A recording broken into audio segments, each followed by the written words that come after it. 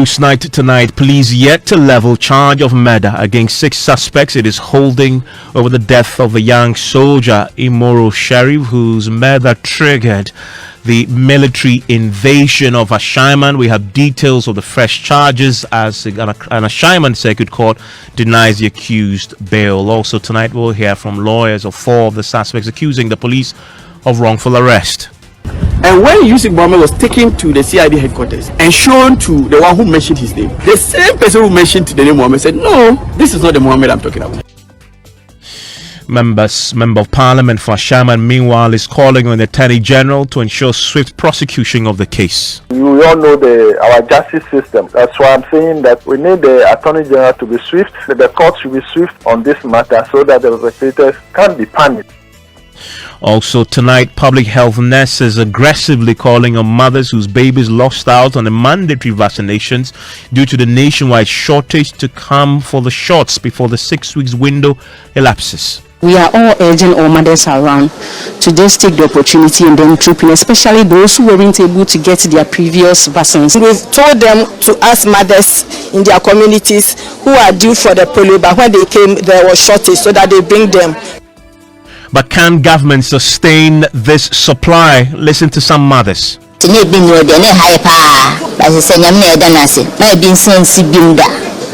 to tell them it's very necessary for our children, so anytime it's short, they should bring it for us.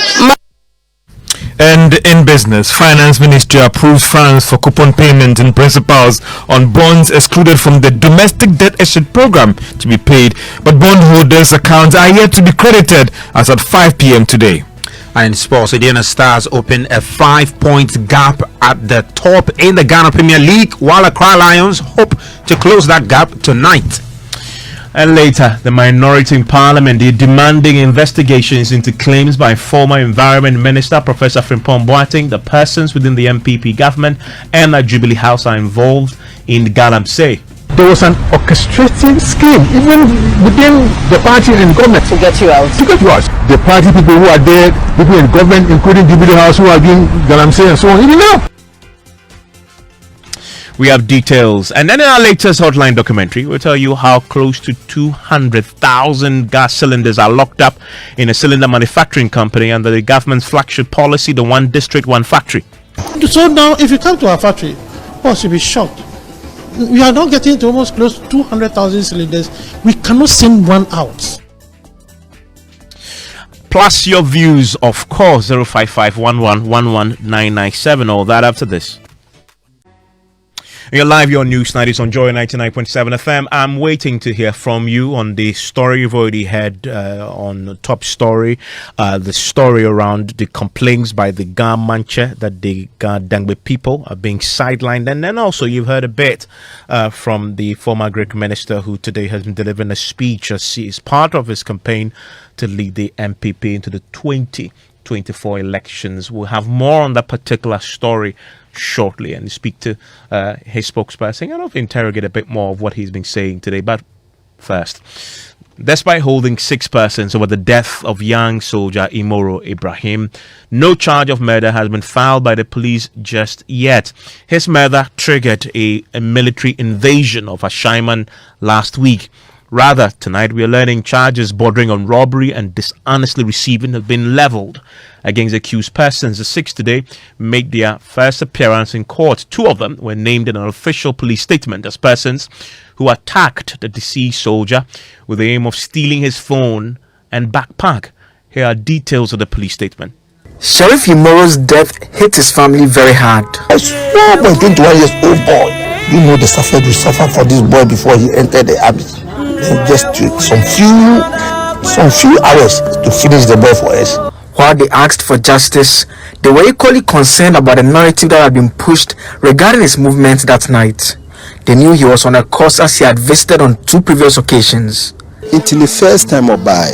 Came the first time. On the second occasion, this was to be his 3rd visit. Some of the things people are saying about him are unfortunate. Because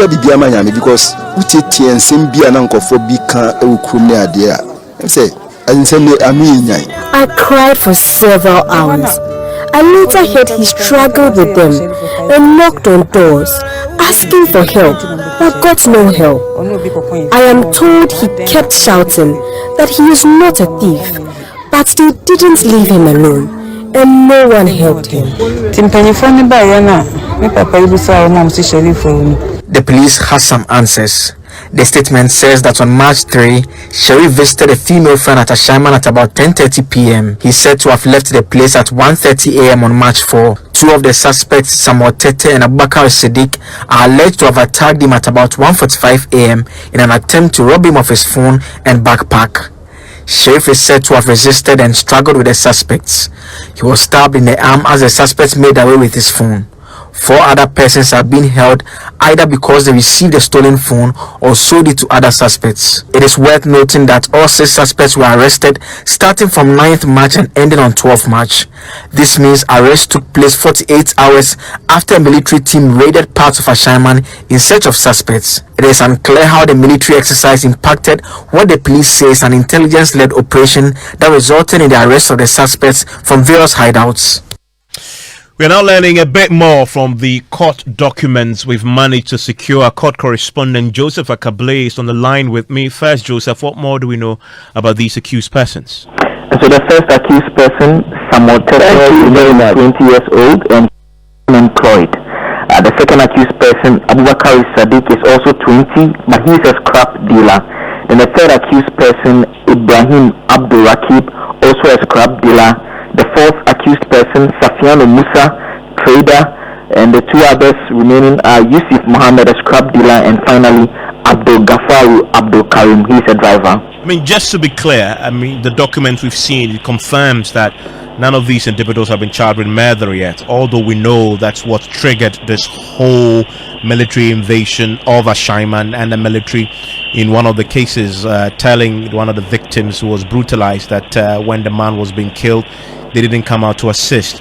What are the specific charges?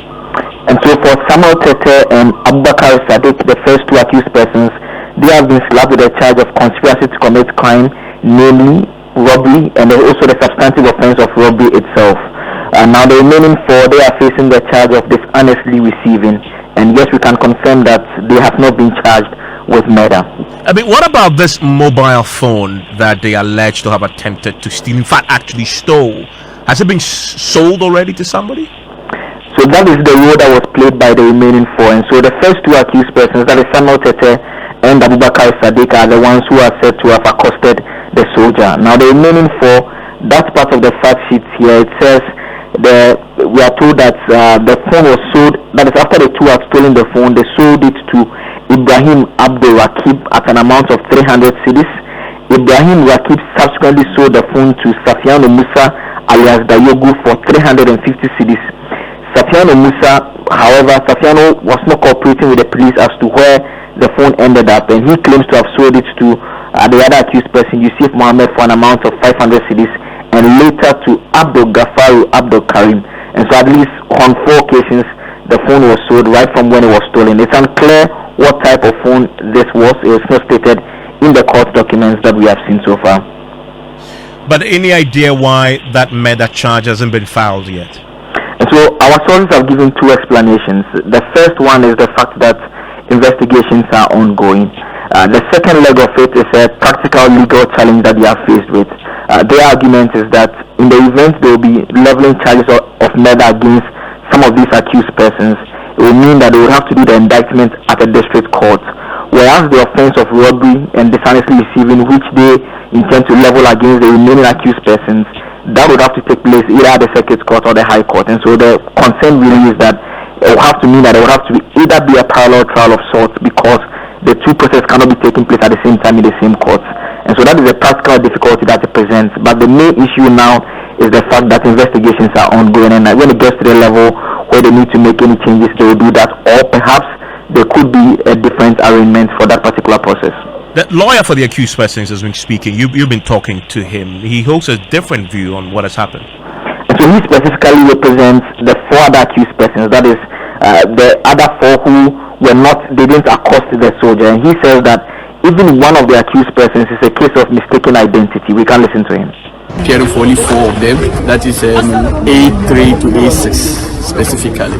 And their charges are simply dishonestly received. And so let no one go out here carrying the information that my clients, A3 to A6, were charged for murder. No, there's no iota of evidence brought to the court today to even warrant charging my clients with the offense of murder. Not even the robbery that the first and second accused persons were charged. So my client was simply charged for the offense of dishonest receiving, and it's simply because the police or the prosecution is saying that some of the phones believed to be owned by the late Sheriff Emuru were sold to my clients. And this is a situation that any of us can fall victim to, especially if you don't buy phones from the shops. You can be there, they will come and sell any item to you. That is what is landing them in this situation. But let no one take them as murderers. No. You placed an application for bail for them by the court. Yeah, we knew from the onset that it was going to be a tough one. Remember, this case has so much public interest in it. And so on the first day, it's always difficult to get bail. But that will not close us or close the doors on us.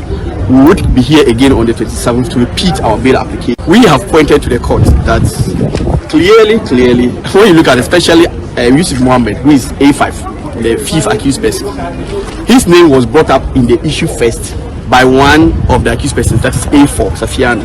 When Safian gave the name Mohammed, and you know, if they say Mohammed, anybody can be Mohammed. That's how it is. And this Mohammed, the 5th accused person, is a very popular guy. And so the police relied on the intelligence from Ashaiman here, and then came to pick the A5, who is also Yusuf Mohammed.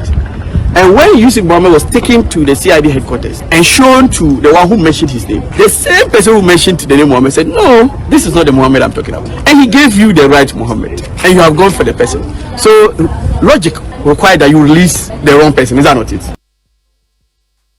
And that's a lawyer for 4 of the accused persons, Abdul Fattah, speaking to my colleague Joseph Akable earlier. But at the heart of this is the tragic murder of that military officer in Moro. And we can now speak to his uncle, Ahmed Abdul Rahman, who joins us on the telephone line right now. Thank you, sir, for your time here on Newsnight.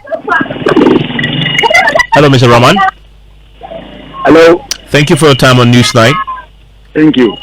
So I'm pretty sure you know now that the police have made some progress. They believe they have caught the suspects who are responsible for the murder of your relative. I wonder if that offers the family any comfort in these difficult times. Hello. Yes, sir. It's not Mr. Rahman. It's Mr. Rahman's younger brother. Okay. Audu Imuru, father of Imuru Sheriff. Thank you very much. Does that offer any comfort to the family at all? Please come back again. Does that offer any comfort to the family that you know that the police say they have arrested some of the suspects? Yes, yesterday around 15 hours, 15 or 20 hours. Now, this is Ashaiman district commander, including the regional commander of police, they came to visit the family. When they came, they said that they were sent by the IGP to come and tell us that they have caught all those who are involved in the killing of Imuru. So they came and said, when they came, they said the family, we are the first people that they want to inform us. So when we get it on news so that it shouldn't bring any disturb to us. So they came and informed us before they released the Okay, thank you very much. At least that's the family there properly duly informed even before the rest of the world got to know about it. Tonight, the Member of Parliament for the area, Mr. Nogbe, Ernest Nogbe, has issued a statement asking for swift prosecution of the case. Mr. Nogbe, thank you for your time here on Newsnight. As we speak tonight, the police have taken the individuals to court. We know they haven't charged them with murder just yet.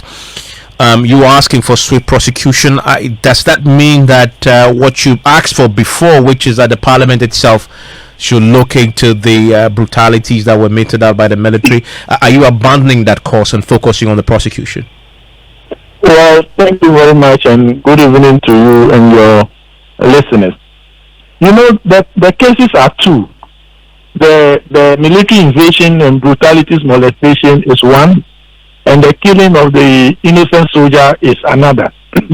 So when I asked the AG to expedite action on the justice delivery system, especially for this matter, I'm referring to that of the killers, those that were arrested. And the bipartisan committee should be for the victims of the molestation and the brutalities. So all that I want the AG to do under these circumstances to make sure that the system operates faster as usual. You know, you can bear with me that most at times cases of this nature may go to court and may be languishing there for almost 2, 3, 4 years, 5 years.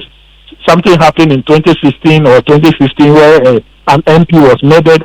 As we speak now, justice is still not served. But in this case, I want justice to be served as quickly as possible so that the families of the deceased soldier may also be at peace. What about the initial suggestion that you'll be filing a case with Shraj? Have you done so? We are still on it. We will still do that. We've not done it yet, but we are collecting the data. The lawyers are working assiduously to petition Shraj. And that is also in relation to the victims of the molestation, of the invasion. And that is what we are doing about that. And you are part of the Defense and Interior Committee in Parliament. You're scheduled to visit the community again on Thursday. I wonder has the objective for that visit changed, seeing that significant progress has been made already in the arrest of these individuals and prosecutions have started? I'm not sure. The committee is not coming to Ashaiman because of the killers of the soldier. No, the defense and committee is coming to Ashaiman because of the brutalities meted to innocent residents of Ashaiman, especially what happened on the 7th or at the dawn of 7th. As for the arrest of the criminals, it was in the bosom of the police, which they have done now, which I commend them of. The IGP himself was on the ground midnight. He was in Ashaiman to effect the arrest. And so I commend them, the IGP, the Tema regional commander, the Ashaiman divisional commander, and then the district commanders. They did a yeoman job to arrest the perpetrators. And that is all the more reason why I was saying initially that the military nearly marred their work, because their modus operandi is always different from that of the military. They gather intelligence and do target arrest, but not just to enter into a community and start molesting innocent citizens for no reason. Thank you very much, Anders Nogbe. Nogbe is a member of Parliament for Ashaiman. He's also a member of the Defense and Interior Committee. So listen to Newsnight on Joy 99.7 FM. Well, after months of shortage, the much needed childhood vaccines are here, and some babies who missed out on the vaccination shot, particularly for measles, polio, and BCG, today have finally gotten shots, particularly in the Greater Accra region. The Ghana Health Service took delivery of the first batch of the vaccines Saturday, with the assurance to get more in the coming weeks. Until then, the current stock is expected to last for about 6 weeks, and you need to take your child, your baby, to any of these clinics to get the shots before the 6 weeks expires. Before we hear from the mothers, listen to the Director General of the Ghana Health Service, Patrick Kumabwaje, on the latest stock expected to last for 6 weeks. So we normally have 10 vaccines that are used for 13 diseases across Ghana. 3 of them were in short supply. That is the OPV, BCG, and the measles rubella vaccine. We have received quantities of the 3 to complement what we are doing. And this is the first batch that has arrived. We are hoping that the rest will come in very soon. We are moving all the supplies to the regions and the facilities. The doses that are available is enough for at least a minimum of 6 weeks across the country, whilst the others are brought in. So we have enough doses to cover our need for the next 6 weeks. Well, some mothers have already taken their babies for shots today, and Odami has been around, my colleague, and reports that more mothers are being urged to send their babies for the shots. You monitor some health centers here in Accra. It's a little over 9 a.m. here at the Adabraka Polyclinic, and I've been told by the public health nurse here at the Child Welfare Clinic that about 15 parents, 15 mothers I should say, have already been here to vaccinate their children against any of the childhood killer diseases. And the parents, she told me, are excited. I spoke to one of them, Mamiesi, and she's overjoyed, but then she had a caution for government. Say I don't be aba ayet me boy eba humban cause nye bi no de ne haye pa ba se nyam na eda na se na bi nsansi bimda emba de bia emai. This is the place where your child will be vaccinated when you come. All the vaccines that were in short supply this morning, they received all of them. Public health nurse Patricia is urging parents to bring their children. We are all urging our mothers around to just take the opportunity and then troop in, especially those who weren't able to get their previous vaccines. Please, we urge them to join any facility around them nearby and then take their vaccines, just to protect the kids also. We are heading over to the Mamubi Polyclinic to also ascertain how parents are gathering to vaccinate their children.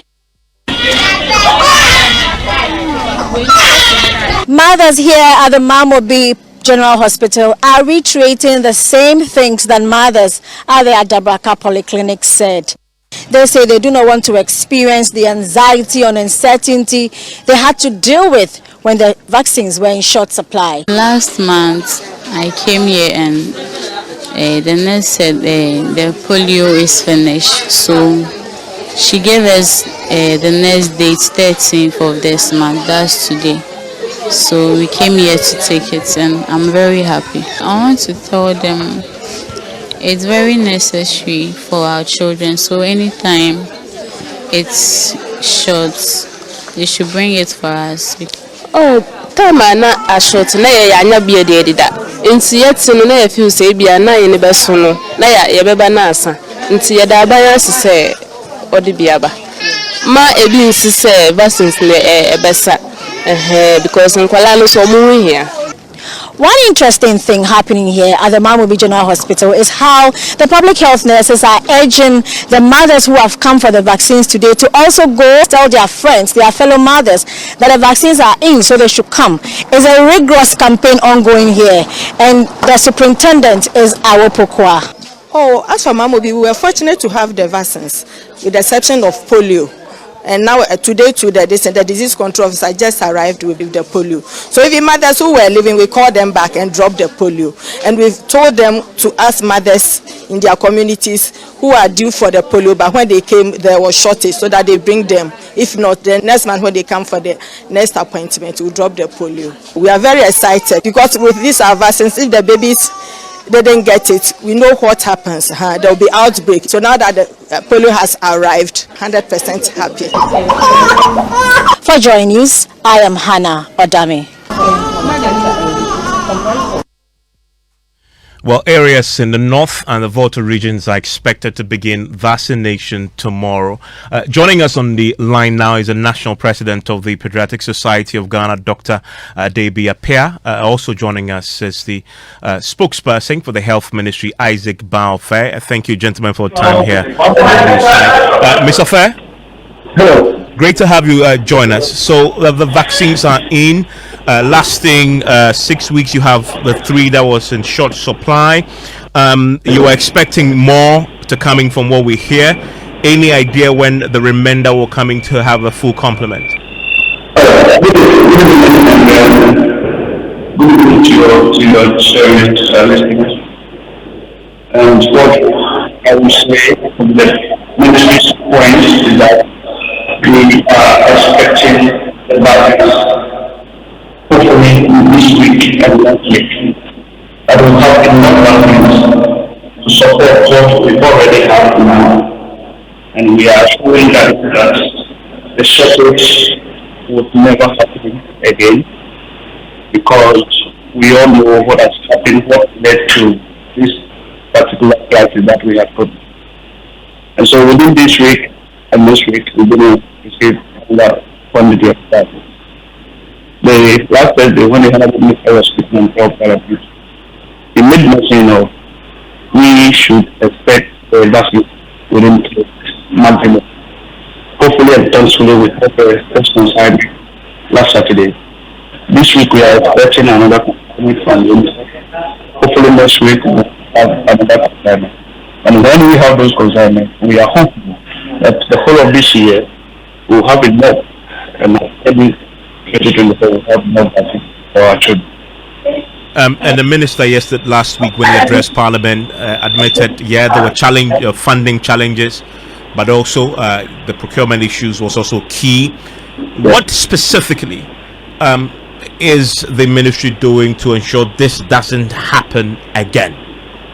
Yes, what we know is that the procurement issues we are talking about, the funding issues we are talking about, and then that is one of the reasons why we are making sure that this time around, whatever experience we had from this particular situation, we are going to implement those experiences going forward, that will make sure that it will never happen again. One, we are talking about upsurge of or the depreciation that has taken place.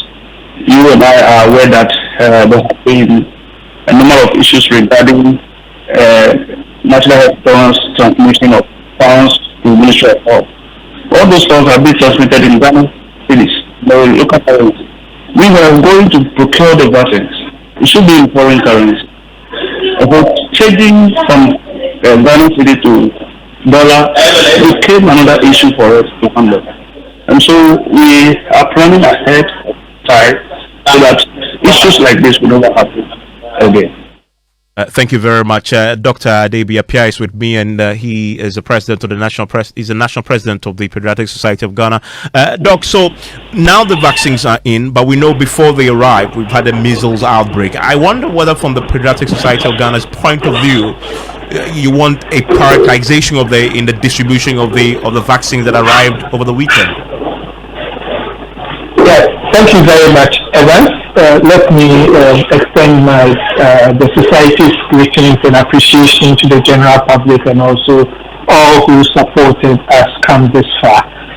We take note of the effort of the government in ensuring that we have the vaccines, especially the president stepping in to acknowledge the problem. The minister also asking for advocacy on the part of all of us. And this is where we all want to be, where we all can chip in and help address such health issues that affect everybody and can have major repercussions. Back to your question, in terms of whether we are prioritizing. Yes, I think that's we should prioritize. Need to prioritize. Yes.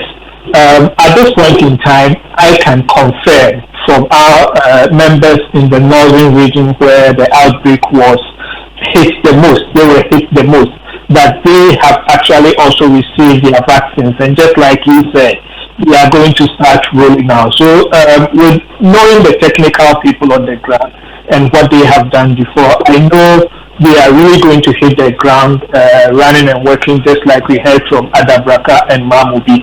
And other parents will also have the relief that we sense. I sense from those I heard talking about, because they were all anxious, there was anxiety in the air. And this is where we want to be.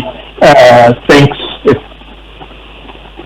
And very quickly, for parents with babies who contracted measles, this is a vaccine, so it won't cure you. What should they do now? Yes, so in terms of vaccination, which is a passive introduction of the virus or the causative agent so that the body builds immunity. When it comes to the immunity that is lasting, most diseases will require or will need the vaccination to be added to. So even the child has had an infection, we still need to go back to the immunization centers and then have the child vaccinated or immunized against the disease. And it's not only against measles, there are other vaccines that must be given at any particular point. So we recommend Pediatric Society recommend that we review every missed opportunity. Those who have missed immunization, vaccinations, they should go for the vaccination. And the second thing is that this must be documented so that we have proof that the child is really protected. It must be vaccinated and the child is really protected against measles and other diseases. You know, it's not only about other diseases. And I'm sure you want me. I mean, you're happy with, you'll be okay with my answers. But let me reiterate. Since you brought the outbreaks in here, the fact that we still have more than 80% of patients whose samples were taken for diagnostic confirmation that have not been confirmed. We are appealing to the government, the minister again, to ensure that the laboratories are equipped with the resources to be able to confirm the diagnosis of measles or other diseases that is associated with what is going on. This will help the clinicians effectively manage cases. So we are asking government to put in resources to help manage the effect or the consequence of the shortages, which is the outbreaks. And what you need to remember is that the outbreaks are not going to end overnight. It's going to take months before we get on top of the measles, the outbreaks that we are seeing. So we need to resolve the hospitals to be able to handle this so that we don't come back here again discussing the consequences. This is the time for the government to do that. It's unfortunate that we have to spend hard-earned money again looking for laboratory equipment. It's all because we couldn't buy we did not buy the vaccines. But now we have to manage both. We have got the vaccines, but we need to also manage the outbreaks, ongoing outbreaks. Thank you very much, Dr. Adebi Apia. He is a national president of the Pediatric Society of Ghana. So if a child had measles and you're wondering what to do, the Pediatric Society of Ghana's advises us take them for the shots as well whilst you treat them for that infection. If you're listening, a parent with a baby, please make your way to the nearest clinic as soon as possible and vaccinate your child. So listening to Newsnight on Joy 99.7 FM. After business, I'll share with you some of your thoughts on the stories we've done so far. And George is here. George, the finance ministry, they told the world we should expect payments to be processed by the 13th of March for all coupons and principals that had matured last month. For those who did not sign on to the domestic program. Today is the 13th. What's the verdict? Well, as at 5 p.m. and even checking with some of the bondholders, they haven't had their accounts credited as required in terms of the final. So you can say payment has been done when you have received your money. True. Whether the process has started or not. What we are picking up is that the necessary funds clearance had been done at the ministry as far back as last Friday. We don't know why still these accounts have not been credited, and we'll be getting more details in business. Also, the Ghana Revenue Authority justifies recent tax assessments on multinationals operating in the country, insisting it complies with best international practice. The business news on Newsnight is brought to you by MTN Business. Welcome to the new world of business. Allianz Life and Ghana Pay. Welcome back to Business on Newsnight. Now, Finance Ministry is set to have approved funds for coupon payments and principals on bonds that didn't participate in the domestic debt exchange program. But why are bondholders yet to have their monies in their accounts as at 5 p.m. today?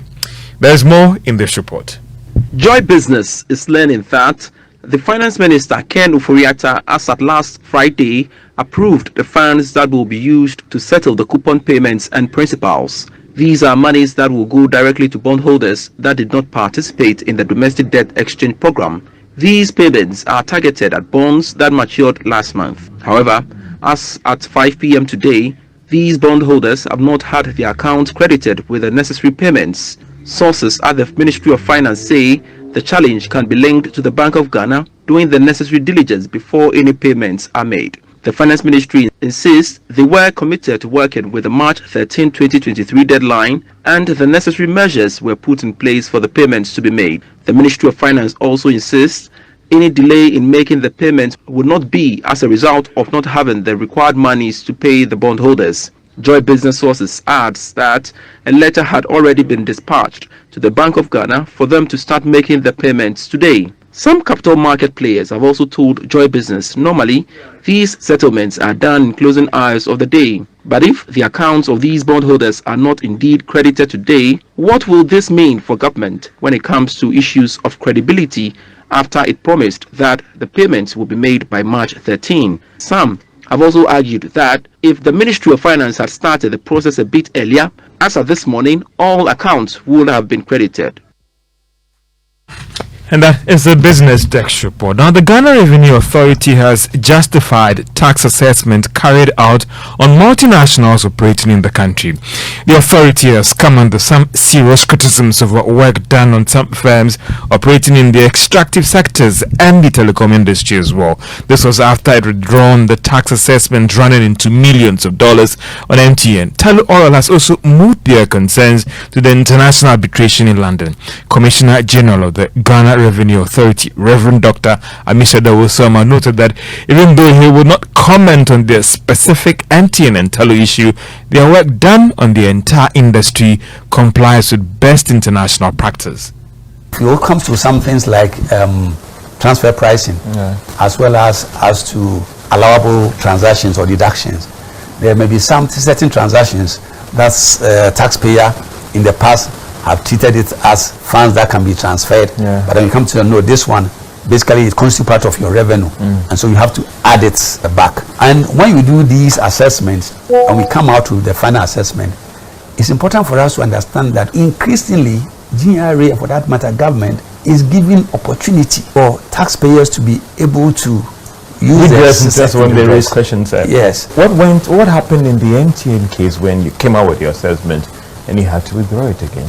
Doesn't mean that GRA was not doing a good work. I think that as far as the tax authority is concerned, we have to behave professionally, and by the laws of the country, cannot take up one-on-one in terms of specific taxpayers and discuss it in public, and therefore I am unable to talk. Assessed wrongly or something? No, I think that the issue about having been assessed wrongly is not a question of wrongly. It's a question of objection. First, you should understand the process. When the taxpayer is assessed, it has the reason opportunity to interact and discuss. We have the opportunity, once the assessment is raised, to be able to object to the assessment. There is a decision that can be made by the Commissioner General as far as the assessment is concerned, and then if the taxpayer is not satisfied, he can move on. Commissioner General of the Ghana Revenue Authority, Reverend Dr. Amishadai Owusu-Amoah. Now, hoteliers are raising questions about how the Ghana Water Company is implementing the new tariff levels for water. It follows the margin of increasing the tariffs implemented by the company. The hoteliers want the Public Utilities Regulatory Authority to move in quickly to save the hotels. So let me give you an example. So for a company that receives, say, 233 consumption, when you multiply, 198 consumption multiplied by the 30, the consumption 5,940. As against the one in January, which was multiplied by the 11.219. So when we checked, there's been an actual increase in tariff of 167%. 167% over the tariff in January, waiting on the PURC to come and announce that there has been a major mistake in the tariff adjustment for us and correct it. Dr. Edward Akanyamike is the president of the Ghana Hoteliers Association of Ghana, expressing his thoughts there. And George, big story in the US, the Silicon Valley Bank went under over the weekend. It's put a lot of central banks on notice now. And the Bank of Ghana, if you go to their website, has released a document about the role of the Bank of Ghana in the financial intermediation industry. And if you go through that statement released by the Bank of Ghana, it indicates that it will continue to effectively regulate and supervise the financial institutions towards promoting safety and soundness of the institutions and ensuring stability of the banking industry, with the ultimate objective of protecting depositors' funds. It also argued that in promoting and maintaining stability of the financial system, the Bank of Ghana continues to collaborate with other financial regulators in the country. That is the Financial Stability Council that was established to bring these regulators together. That is the National Insurance Commission, the Securities and Exchange Commission, the National Pensions Regulatory Authority with the financial services sector. So they are giving some assurance that they are working with all these players to protect this industry, and even one critical thing is the protection of depositors' funds. Yes, it is. George, thank you very much. And a few of your messages now on our social media platforms I want to share with you, particularly on Twitter. Pardon me, on our WhatsApp console. I'll share that with you in a second here on the news. I see many of you joining us with your thoughts. I would share that with you shortly. Now, close to 200,000 gas cylinders are locked up in a cylinder manufacturing company under government flagship policy, the One District, One Factory. The factory located at Ewutu Breku in the central region is facing foreign competition that has grounded its operations. Managers of the factory are livid over what they describe as government's inertia towards the growth of local companies. Here are excerpts of our latest hotline documentary, One District, One Factory.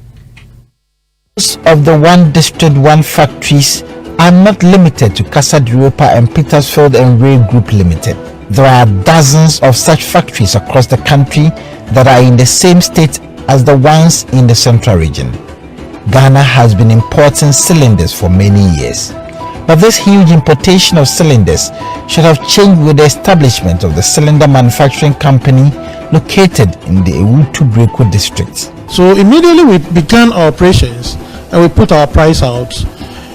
This problem of import substitution, most of the people who were then importing immediately then decided to shift towards us. The patronage of the cylinders was huge, but today the company is out of business. Philip Asifwa is the CEO of the company. So now if you come to our factory, boss, you'll be shocked. We are now getting to almost close to 200,000 cylinders. We cannot send one out because of what these guys are doing. These Chinese, they just came in, took over the market, cut the price down, and probably they are doing this for some time. So they realize that the Ghanaian factories have died down. A nation supposed to be there for its people. China developed their country, they blocked everybody, and they developed their country. Deliberate policies, protecting themselves and making sure they got to where they are. Now they are rich and they are now hitting us. We cannot continue to talk about level playing field, because what they are doing, this is a direct attack on us in our own country. My brother, if you come to the factory, you'll be shocked. You see the cylinders plenty. We can't take them out, and workers are working. We have to let them go. This was a factory commissioned by the president just about 2 months ago. And that's our latest hotline documentary. It airs later tonight on the Joy News channel at 8:30 p.m. And also at 8:30 a.m. on the Super Morning Show tomorrow. It is One District, Some Factories. And the man who was behind that documentary is with me in the studio, Kojo Nyako. Also with me is Kofi Jay with the our research desk. Kojo, so what did you find broadly? Because this was just an excerpt from the documentary. Well, so we found factories that have been funded but they are not operating. So if you look at the Ministry of Trade's website, you will find out that they have categorized them into three: factories that are in operation, factories that are under construction, and factories that are in the pipeline. But what we found on the ground was that these factories that they say are in operation, they are actually not operating. And it is not only restricted to the central region alone. We've toured the entire country, and there are also success stories. I mean, you can find the likes of a Kumfi and the others. And so that is what we are hoping to find when we tune in. Okay, so tonight's this is part one. Yes. It focuses on what? The part one focuses on factories that are struggling, factories that have received funding, and they say that they've been starved of funds by Exim Bank, the financiers of the policy. And so that is what we are hoping to see. They are not in operation at all. They have been shut down, and so they are hoping that there will be some intervention for them too. Okay, and then the part two? The part two would also tell some factories that are still struggling, and then we'll tell some success stories, and then we also receive government responses through the Ministry of Trade. Okay, yeah, thank you, Kojo and Kofi. Talking about this, one of the things we've been doing is also tracking government's own accounting when it comes to how many factories have been completed operational and it's in the process of completion. We find some discrepancies in the accounting numbers and the numbers that the government have been putting out, both in the budget and what the president said last week in the State of the Nation address. So since 2021, we've seen 3 updates. First one is from the finance minister in November 2021 when he gave the 2022 budget. He said 278 factories, that's the total number of factories so far as the project is concerned. Under construction, we had 172 out of the 278. Operational, 106. Then in July 25th, 2022, the same finance minister reported that the total number of factories had increased from 278 to 296. Operational had increased from 172 to 171, decrease rather. Then we had operational has increased from 106 to 125. Operational, which means that they've been set up and they're functioning. They're functioning. So the timelines are important. Okay, so the first number was when? So we have November 2021. November 2021. Which document was this? This is the 2022 budget. Okay. Read by the finance minister. And what number was it? The finance minister? Operational was 106. 106. 106. Exactly. And then in the State of the Nation address? So he gave so the president actually gave the State of the Nation address on March 8th, and he said operational is still 108. But here's what we find interesting. So the finance minister said the total number of factories were 278. Now, when the president gave the State of the Nation address, he said there are 254. Okay, so that's we find a difference between the last update in July and the president's update. But I'm curious about the discrepancy we found between those that were operating as of the budget and what the president said. So here's the thing. As of the mid-year budget, when the finance minister read the mid-year budget, operational was 125. 125. Then the president came to give the State of the Nation address, and operational is now 106. Okay, so but that's very curious, because as of the mid-year budget review, there were more factories in operation. And then just this month, there are less factories in operation. Exactly. I mean, what accounts for that? I mean, because clearly discrepancy there. Is it that some of the factories stopped operating in the last 6 months? So even under construction, factories under construction, it has decreased from the July 171 now to 148. Okay, so we assume that. So we're building 171 factories as of last year mid-year. Exactly. And then this year we are constructing less. 148. So we are assuming that is hard to explain. Exactly. We are assuming that maybe they are now operational, but we see the figure but reducing from 125 now to 106. Okay, a lot of questions there. Thank you very much for that. Let's do sports now, and Bao joins us with the latest.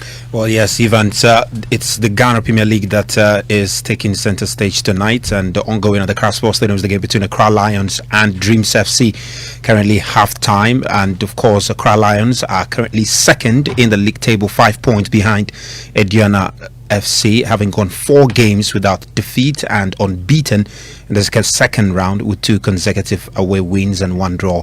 Well, despite this, Heart of Folk also managed a draw against Bibeni Gold Stars and 7 points adrift first place at Diana, but assistant coach David Oklo is confident the team's title hopes aren't over.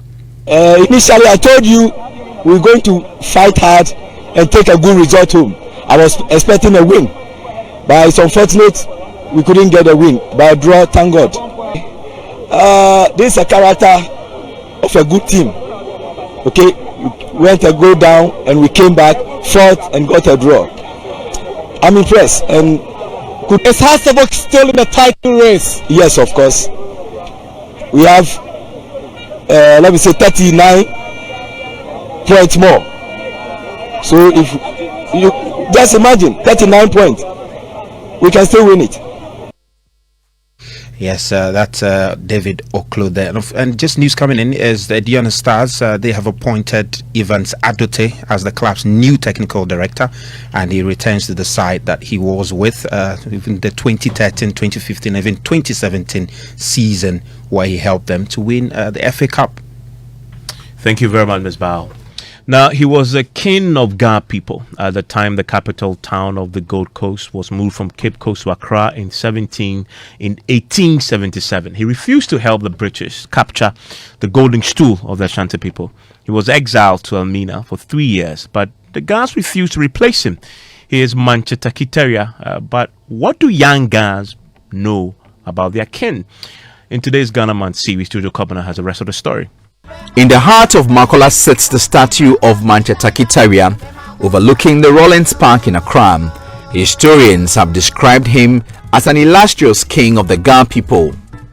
But what do young Ga people know about this prominent king? I sampled some views.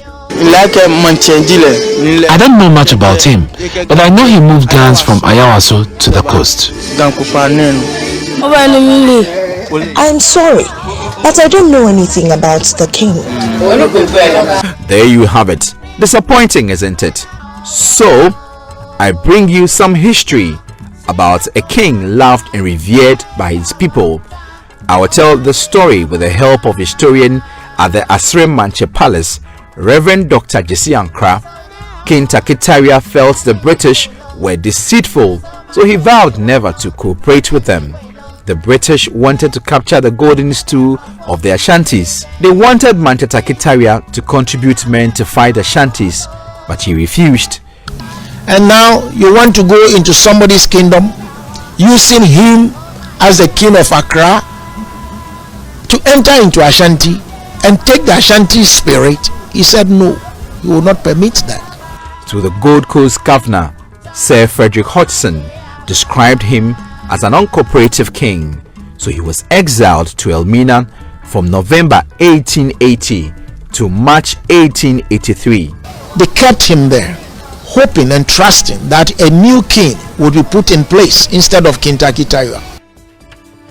Well, learning a bit more about my own culture as a Ga man myself, and talking about the Ga people. There's a story on the top story on this, and many of you shared your thoughts. And this one from NS in Taifa says, Evans Ga man chair and the lawyer equal to got it all wrong. Have they forgotten that the Honorable Mike Okwe was appointed the Speaker of Parliament? Equal to was appointed as ambassador, so they credit Akufo-Addo government as well. Your thought there on the social media and on WhatsApp to be specific. Up next is That's My Opinion. If Diogo Diazambuja arrived today, ... as they say, you want to stay with Nana Sakwa. Only Nana Sakwa can couch a topic like that. Stay with him.